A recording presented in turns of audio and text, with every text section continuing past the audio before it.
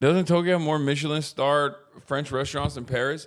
Yes, Tokyo has a lot of fine dining, and I'm fine, but like, I'm talking about fusion. I'm talking about like Japanese fusion.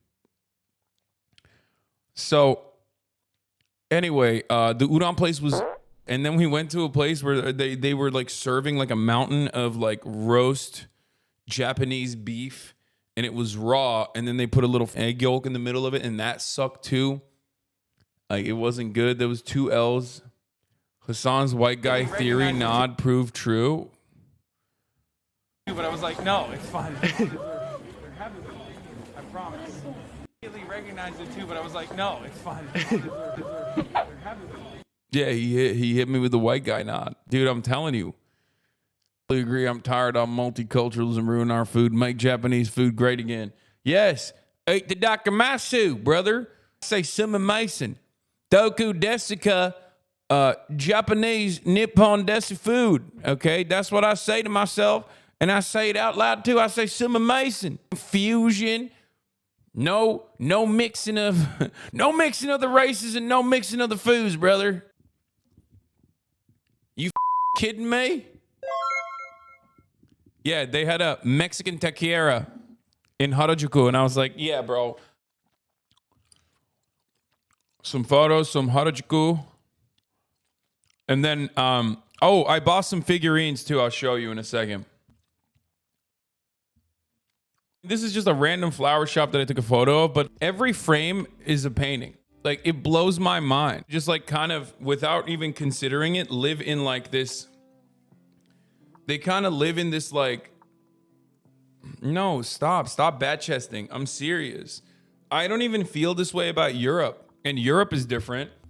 But Japan, for some reason, it's crazy. I don't know if it's the anime factor.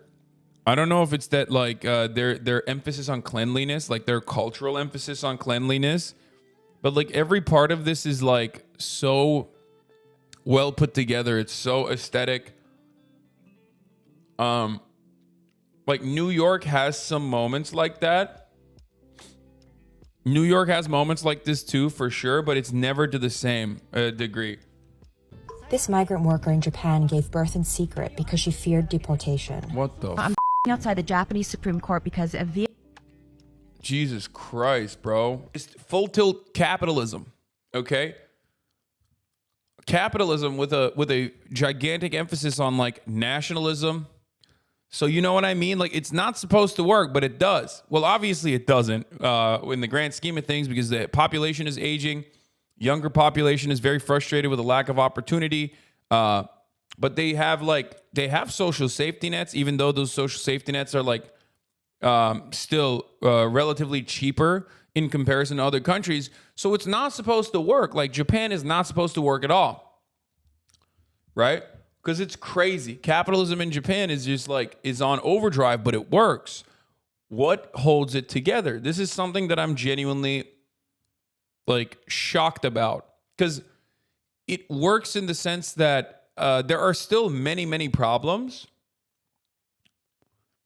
It works in the sense that there are still many, many issues, but in comparison to America, which is also a hyper-capitalist dystopia, Japan legitimately runs like a well-oiled machine. I think that there is the collectivist bent certainly plays a role in it. I've talked about this a lot, but I also found another thing that Gigik was talking about that I find very interesting. I was like, how the f work? Why aren't there like more homeless people? You know what I mean? He's like, bro, you work in a company in Japan, you will never get fired.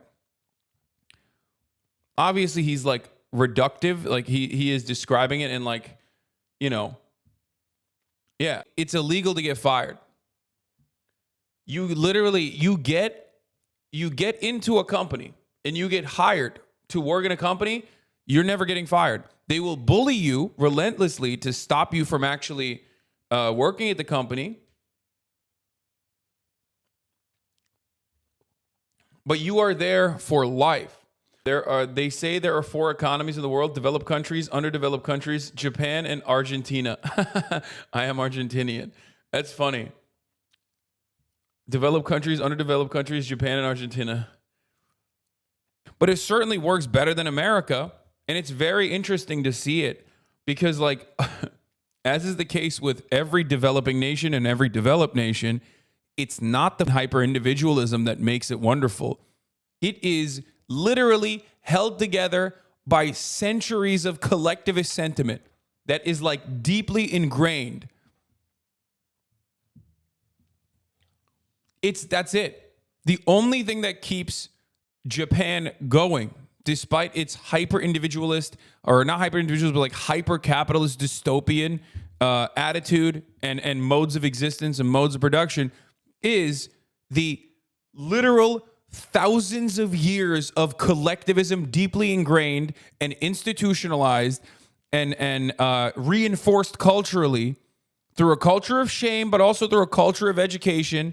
And you see it. It's so like that it unironically even makes this hyper dystopian capitalist nonsensical mode of existence operate in the way that it does.